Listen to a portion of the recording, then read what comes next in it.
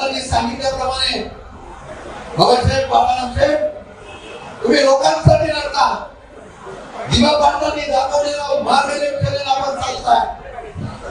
ज्यांनी त्याग केला, ज्यांनी नवीन बसवली, ज्यांनी डीएमपीटी बसवली, ज्यांनी उडण बसवलं, ज्यांनी शिबिर बसवली, ज्यांनी पनवेल बसवला, ज्यांनी खारघर बसवलं, ज्यांनी एअरपोर्ट बसवलं, ह्या लोकांच्या असलेल्या त्यागातून ही मुंबई नवी मुंबई उपस्थित झाली.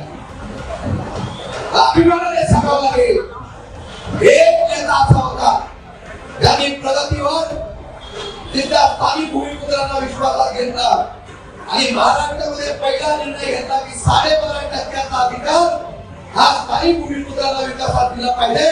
त्याचं नाव होतं शरदचंद्र पवार साहेब होता. त्यानंतर या स्थानिक भूमिपुत्रावर कोणी न्याय देण्याची भूमिका घेतली नाही. नेते लढले पण स्वतः मोठे झाले, नेते लढले पण स्वतःच्या कार्यकर्त्यांना मोठं केलं. स्थानिक भूमिपुत्र आहे तिथेच राहिला. आज आम्ही आश्वासन करण्यासाठी आलेलो आहोत.